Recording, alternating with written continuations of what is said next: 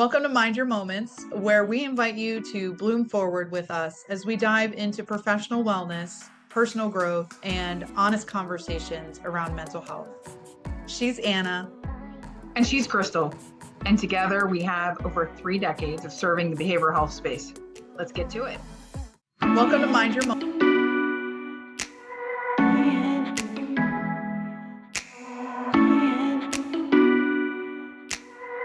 I wish I would have had some of that footage. I would have put it on our post. But and the closing right at Epcot, I'm on it. I'm singing the song right at the end with her. Like, I'm in there. Join us for Tim's Mindful Moments, Tim's rendition of Let It Go. Let It Go. If the song doesn't work, I think Tim has to sing it. So. I think we should jump into it. I'm excited. I know. I don't know why, but I wanted to say it was like apprehension, but I think it's an excitement or a feeling of something new. That feeling of something new. So I'm so glad that we're all together for this feeling of something new. And so I just want to open up, Tim. There's no structure here. You know, I think the song says a lot. That you picked that song, that tells me more than even I thought I knew about you. So to open it up to the floor for you and just speak from your heart and saying the things. Well, let me just start by saying thank you to Anna, Carly, and Crystal, and the rest of you all, right?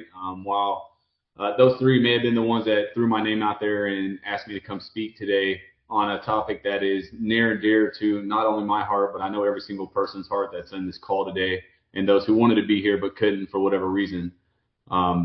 I do know most of you. There's some I don't know. There's some I know more and better than others. But let me tell you this. One thing we all share in common is the fact that we choose to show up daily to help people that are in their lowest moments find hope and safety. And that is just a whole burden to carry on itself. And this space right here, Mindful Moments, is our chance to, what Crystal said, kind of relax and re-engage with ourselves and check in. And it not be about IOP or PHP or inpatient or did you meet your KPIs? And it's just a chance for us to connect with one another. So thank you all. I hope something I shared today gives you the ability to understand that men's mental health isn't just about men. And it takes all of us because just as we help our patients day in and day out with their illnesses and sicknesses, this is kind of what we're going to be talking about today. So I'll just start by saying I'm a speaker. For you that don't know, I've traveled the world, quite literally, Europe, the United States. I've been all over to speak on a plethora of things, but it always comes back to one thing, and that's mental health. And so during this month of men's mental health, it's just been so intentional for me to remind myself, but also everybody I come in contact with that there's going to be, at minimum, 4 to 5 men die in the next hour. And there's going to be a total of 40,000 this year that are probably going to lose their life due to mental silence. And I'm going to use that word mental silence instead of, not speaking out or not being willing to talk about it because mentally, that is what's killing us. I'm a business professional. As most of you know, I'm the program director at New Season Quad County. So I, along with Kate, opioid use disorder we treat. I'm a father, a husband. I am a professional bowler. I'm a leader, and I'm a veteran. But this is what a lot of people don't see about me. They don't see the nights I'm not able to sleep or the nights where myself plus the on average 40,000 other men who have this belief that I can't make it to tomorrow morning. We talk about addiction in my line of work daily, but I think there's also space to talk about the addiction to being mentally ill and how it's hard to shake that as a man because we're not supposed to acknowledge it. And goes back to that song we played earlier, right? Like we got to let that go. That idea, that moment, that picture, this society that has put it in our head that men are weak, men aren't strong if they are struggling because it's the complete opposite. I've carried a ton of trauma in silence, just like Elsa did. And this dates back to childhood, just like every person that struggles today has done. There's very few people I've ever come across in my personal and or professional life that hasn't had struggles since childhood, even though it may not have been acknowledged. So let's just jump into this a little bit. I already broke it down a little bit. 4 to 5 men are going to die in the next hour due to mental health issues. And as men, we're taught very early on to not cry, that we should just tough it out. We should handle ourselves and nobody else should take care of us.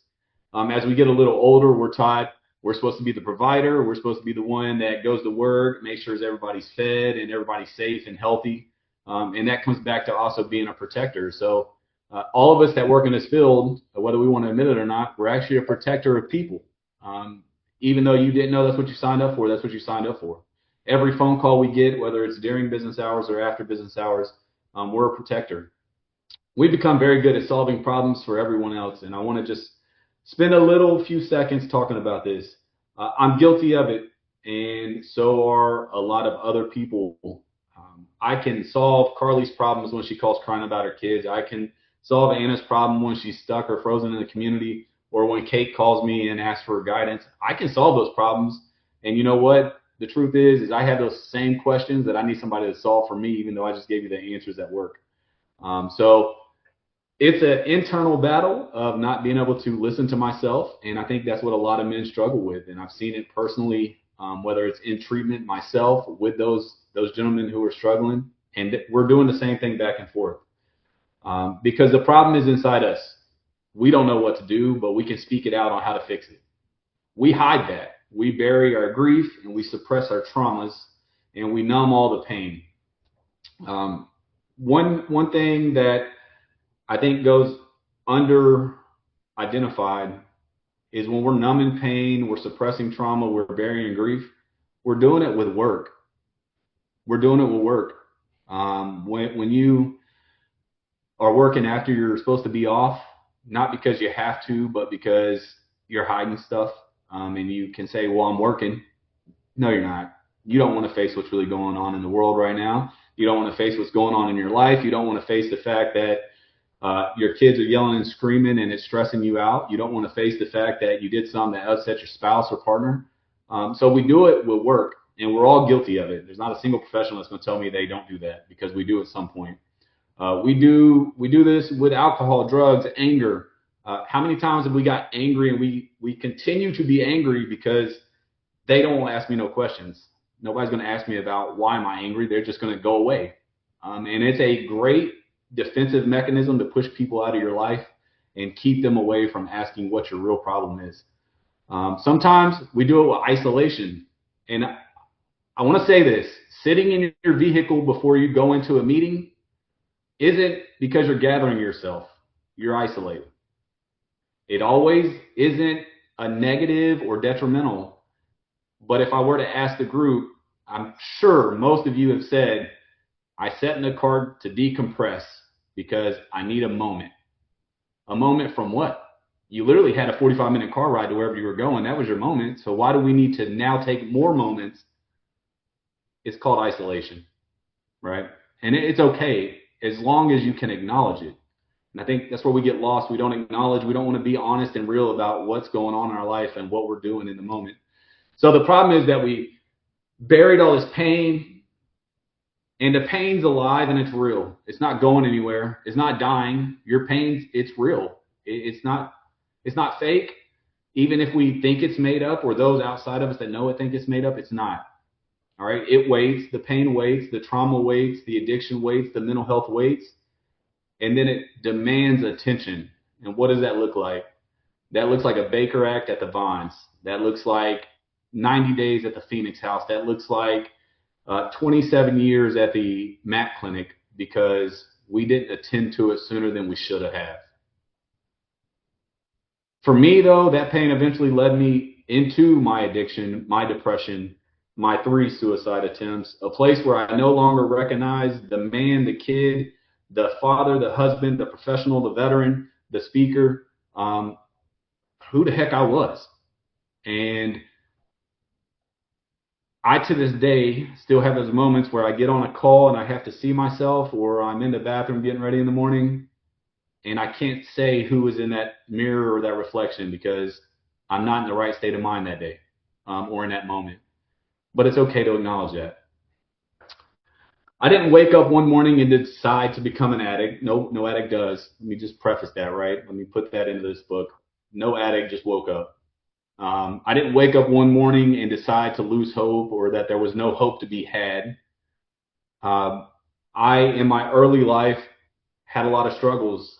That was normal. My parents whipped me with things I shouldn't have been whipped with because it was normal. They were correcting my wrongs and making me be a better person.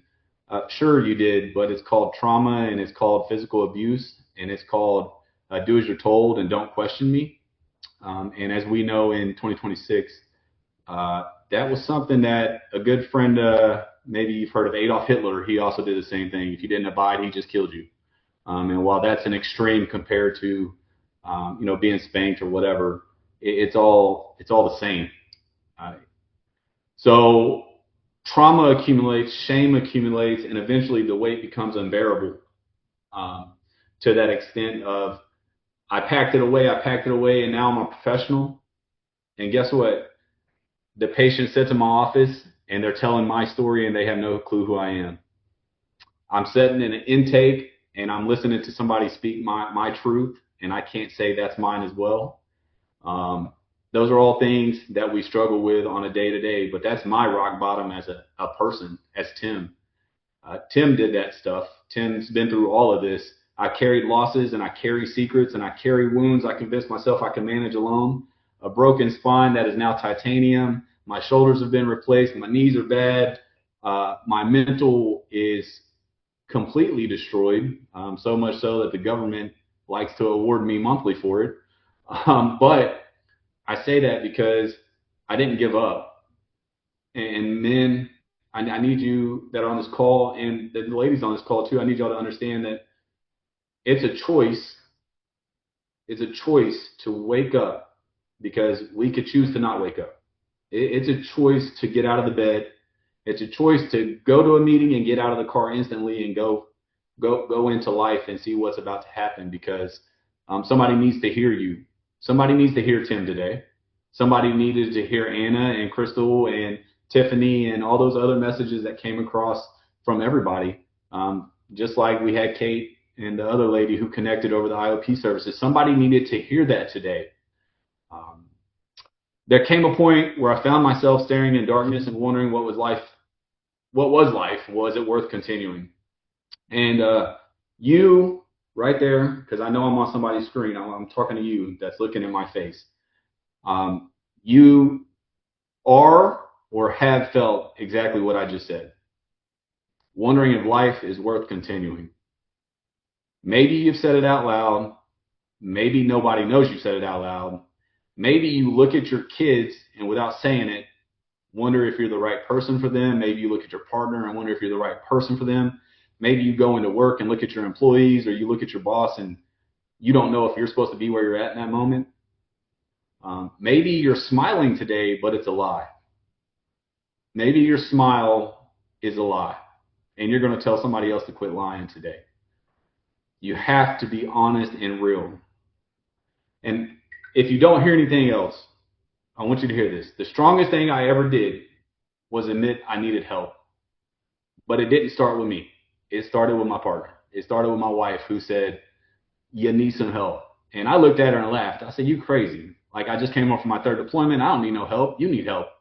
But the truth was I needed that voice. I needed the person who wasn't in my head to say, it's time. Like you got to go get checked out. And it took some pushing and shoving and a lot of arguments, but it was what I needed. Recovery isn't a moment, all right? We all know that. We all work in the space in some manner. It's not a moment. It's not a second. It's not temporary. Recovery is forever. I don't care who you are. I don't care what you're recovering from. It's forever. It's 1 day at a time, 1 hour at a time, and sometimes it's 1 minute at a time, and that's okay. I celebrate 9.5 years of sobriety 15 days ago. That was my 9.5 years of sobriety. That's from my addiction. I'm still not sober from my mental illness. Even though I have my certificates from completing EMDR and completing cognitive processing therapy and completing ART, been there, done it, passed it, great. but I'm not healed. And I refuse to acknowledge that it's over because my mental illness isn't over. It may never be over, and it's going to be something that I have to continue to acknowledge on a daily basis. People often congratulate me for being sober in my addiction, and they congratulate me on being sober and recovered from my mental illness because, as some of you know, my story and my past and the way I used to be, again, thank you for those kind words. But Tim will tell you I'm still struggling almost daily. I struggle on a daily. Yet I had to learn how to live. I had to learn how to feel. I had to learn how to forgive. I had to learn how to heal. And those are things that, what do you mean I had to learn how to live? What do you mean I got to learn how to feel? First off, I don't want to feel anything. That's why I'm trying to be frozen like Elsa and I want to isolate after I walked up this hill and pushed everybody away. And then I hurt people while I was on my way to that isolation chamber. Maybe it was my words, maybe it was my physical actions, maybe it was whatever the case was, right? I had to learn how to rebuild relationships even though I didn't want to. And I'll be honest with you, two of those, they call me dad. That's two of the biggest relationships I've ever had to rebuild. And I'm going to get emotional about that because, my 12-year-old, I was gone for the first 3-4 years of her life. And when I came home, she was just a stranger in my house. And I was just a stranger in her life. And so I didn't do that in my addiction. I didn't do it in my mental illness. I did it from a Tim. Like Tim did that. Tim chose himself and acknowledged, I don't have a relationship with these people that call me dad. I don't have a relationship with these people that call me husband. So I had to rebuild that relationship. But that didn't happen until I rebuilt the trust. The trust that Tim's okay to acknowledge right now is my moment of I need to go see my therapist. Yes, I was just there 4 hours ago, but I need her again. I need to go see my sponsor because I was just at a meeting 2 hours ago and I'm ready to pick up my drug. That is where that trust came that allowed me to rebuild those relationships. And most importantly, I rebuilt my relationship with myself. Ladies and gentlemen, I can't stress enough that if you don't love and respect and appreciate yourself, nothing else you do is going to be effective because somebody's going to see through it. The patients we care for see through the unlove and unjust we have for ourselves. Okay? If you don't believe that, check yourself. I'm just going to put it out there, check yourself. And then every day I choose one thing. I choose not to quit. Not forever, just today. I chose not to quit. This morning when I got up, even though I didn't want to come into work because I'm tired and I come in early and I know my patients and I know what day it is and we got treatment team and I got Carly blowing up my phone. Don't forget. Hey, don't forget. All these things. People need me. My employees need me. My kids need me. My wife needs me. All these things. But here's the thing. Today is going to become this week. And this week will become this month, and this month will become years. And that's an important reminder to me that while, yes, it sucks to say I'm living right here, right now, it's the years that are going to come. Mental health isn't about weakness. I can't stress that enough. Mental health isn't about a diagnosis. You know what I mean? Mental health isn't about not being able to function. What mental health is about being human. Because every single one of us struggle with it. Every single one of us. It's okay to need therapy, right? Every Thursday at 2 o'clock, I'm in there, right? I need support. That's whether it's my employees, my family, the stranger. It's okay to need medication, even though we get tired of taking it. It really is okay to take it. Even if that's, Ambien or maybe you're taking antipsychotics, but you're working in the psych field. Like that just seems counterintuitive. But the truth is it's okay. We need accountability. I need Anna to call me on my BS. I need my wife. I need my kids. I need the stranger in the street that says, hey, you're just a pile of poop today, dude. What are you doing? And more importantly than all that, I need community. I need mindful moments. I need my team at New Seasons. I need my team at the pro shop that I own. I need my bowlers that see me out on tour to say, hey, these things are going on. I'm seeing it. Get right. Take that time to yourself. We would never shame anyone for having a broken leg. We don't shame people for having the flu. We don't shame people for cancer, but we'll shame somebody that's got mental health issues. And what we'll say is, oh, you're seeking attention. Stop seeking attention. Stop that. Yet, when that inevitable moment for those 4 to 5 men that are going to die in the next 30 minutes, I wish I would have saw it sooner. I wish I could have been there. You heard, you saw, you didn't want to acknowledge. You know, they stopped concealing and they stopped feeling and they eventually started showing. And you told them they were seeking attention. You told them to grow up. You told them to suck it up. You told them it would pass. Anybody that is dealing with mental health issues to the point of where suicide's become an option, they've tried to let it pass. They've tried, right? And they may have took medication and they may have went to therapy and they may have asked for support. But right now, in this moment, they're telling you like, hey, I need you to listen.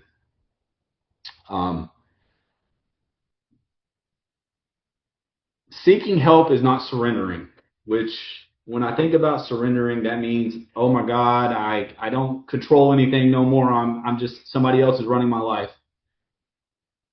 Seeking help is actually strategy. Just like our business plans that we develop every 90, 180 days, right? We put a plan in place for us to hit our KPIs. That way we can get our bonuses. Am I right?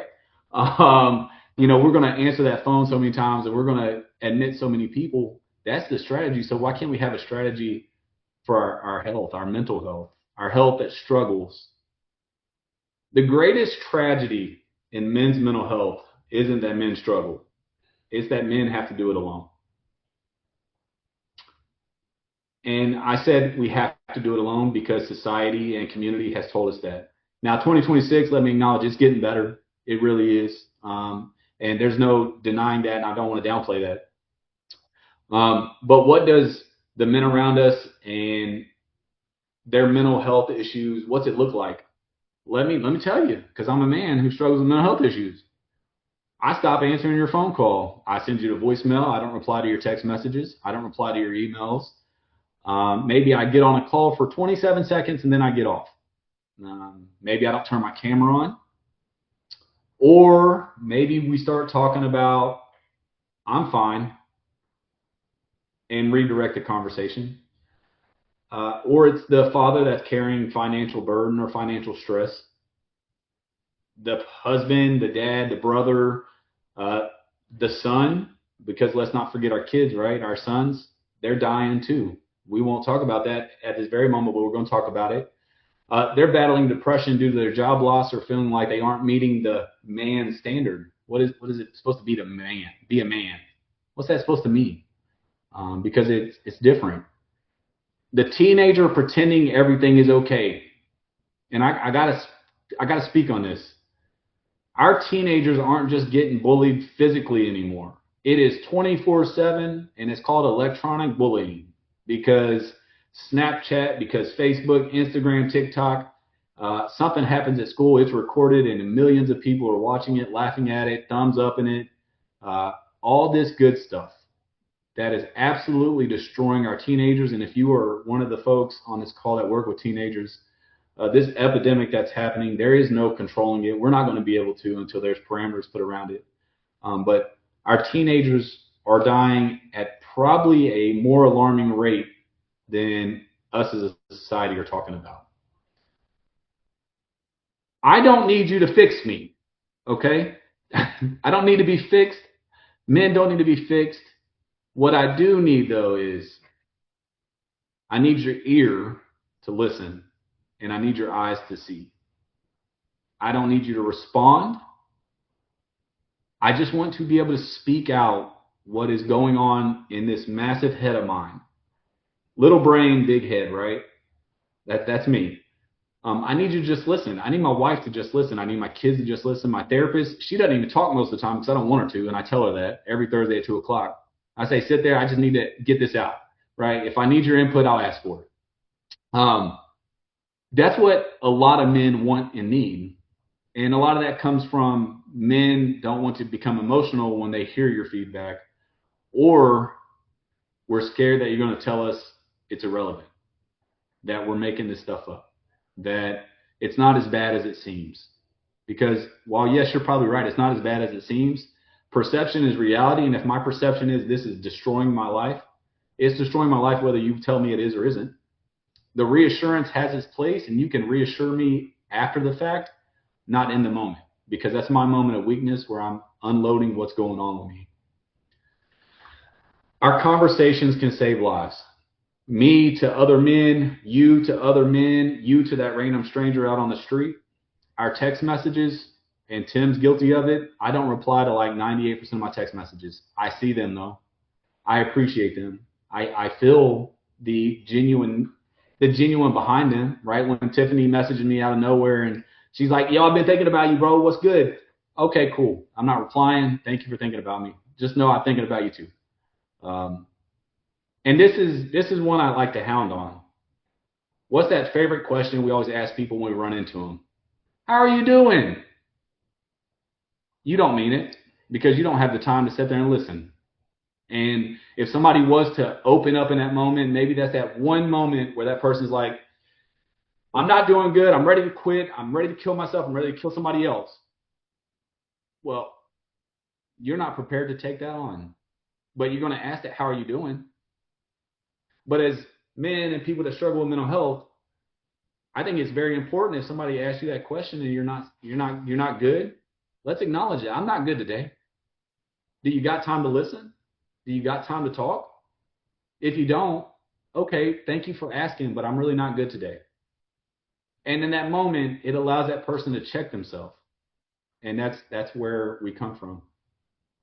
And this is what I've learned. Life has taught me several lessons, mostly bad. But the good ones that life has taught me, right, is the old saying of pain doesn't make weakness, or it doesn't make you weak, sorry. No, pain makes you very strong, regardless of what you may look or feel like after the fact. It's okay, as you saw just a few minutes ago when I started to tear up and get choked up when I was talking about my relationship with my kids. I know half of you and half of you probably just saw me for the first time and saw me tear up and get emotional on a call.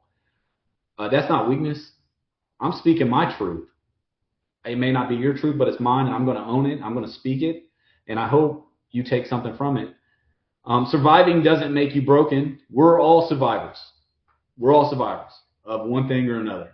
Maybe it's addiction, mental health, whatever the case is, we're survivors. Another big key point for me always is your past isn't your future.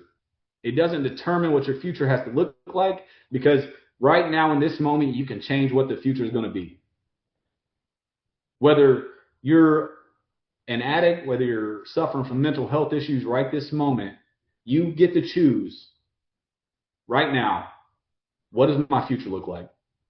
Do I pick up the phone and do I call a therapist office? Do I pick up my phone? Do I go to physical therapy? Whatever the case is, do I pick up the phone? You are shaping your future. The past doesn't shape it.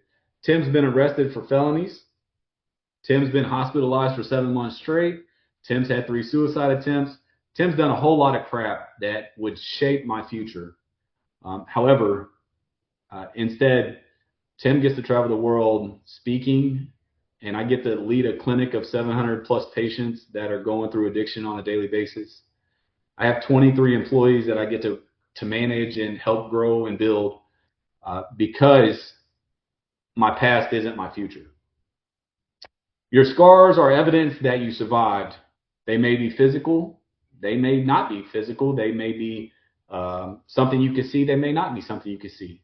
Right? You come into my office and there's all kinds of signs of scarring all over my walls. It's called my certificate to graduate EMDR and CPT and my college degrees. All these things, right? We all have scars that are out there for people to see that we survived. Every chapter you've overcome qualifies you to help someone else survive. That's why your story matters. Every piece of it, regardless of how big you think it is, how small you think it is, your freaking story matters, and it's what somebody needs to hear today, right? Somebody somewhere needed to hear what I've had to say today. Maybe one part of it, maybe the whole thing. I don't know. But I do know this. I faced death. I faced addiction. I faced trauma. I faced loss. 13 of my soldiers have killed themselves. Do I blame myself? 100%. I stand here today not because I was the strongest person in that room in any aspect, whether it was a hospital bed on life support or in a psych hospital. I stand here because I finally stopped fighting alone. Gentlemen, we aren't alone. Tim's always here. I might not reply, but I'm always here, right? I made that very clear. I'm not going to reply. But your spouse, your family, your coworkers, your EAP, that's Employee Assistance Program if you got one, right? It's free. Use it. If you got insurance, go to therapy because we aren't alone. I'm not alone. And I promise you, because you're on this call, you aren't alone. I want to leave you with just a couple more things. I know we're running out of time. I'm sorry. Some of you are carrying burdens today that nobody knows about. That's okay. Some people aren't ready to admit that they're survivors.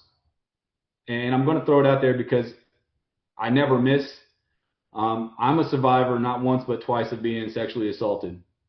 I'm a man that says that very openly. I'm a man that owns it. But I speak that because every time I do, there's another man in the crowd who needed to hear that and know it's okay to acknowledge it. Some of you are exhausted. Some of you are hurting.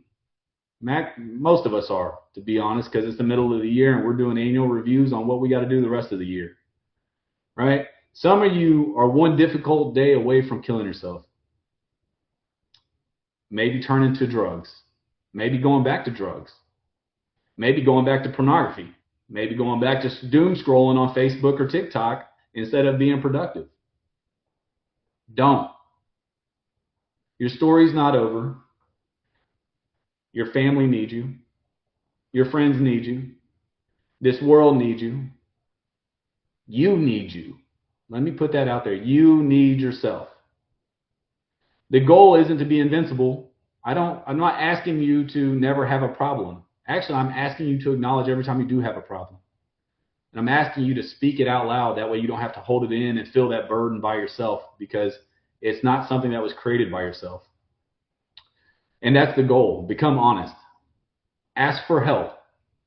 Men, we need to talk. We need to heal. We need to stay. And if nobody has told you lately, you matter, your life matters, your story matters, because the fact that you're still here means that you have more left to write. And I'm not talking about professionally. I'm talking about as a human being. And I just want to leave one final quote around this. We are not defined by what tried to break us, but we are defined by the fact that we refuse to quit. And as we move forward in these moments that are about to come, that's all we can take on is the moment right now in front of us. Your bills are going to be there when you get off today. Your kids, your spouse, your mom, your dad, your sick family member, your sick friend, they're going to be there in 1 second. What we got right now is us. You chose to get on the mindful moments for yourself.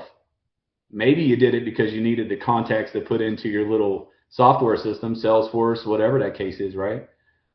But the undertone is you chose yourself because you got on this meeting and you listened. It's one life right now. I want to challenge you. Message that individual that you've been ignoring. Message that person that you saw struggling when you were in a meeting, that wouldn't make eye contact, that was kind of spacey. If you thought about somebody or something in the last 15, 20 minutes, no better time than right now to pick up the phone, walk into the room, go to your employee and say, hey, look, I see you and I see you're struggling. You don't need to tell me all the details, but just know I see you, I hear you, and you're not alone. And I'm going to end with that. I want to say thank you again for Anna and Carly and Crystal and everybody that got on the call today. You all matter. If I didn't make that clear during my presentation, we all matter. Men, we matter. Men, we have to be there for each other. We also have to let people be there for us. You're not weak. You're not irrelevant. Thank you. Thank you for being here right now. So thank you all. Thank you, Tim. Thank you. And I want to open it up. I just want to open it up right away. And whoever wants to share, I have a million things to say. I'm not going to say any of them, but thank you. I have one thing to say. Does that mean, Tim, you're going to text me back? No. Because we're not friends, Carly. We're best friends. You're right. We're best friends. We're besties.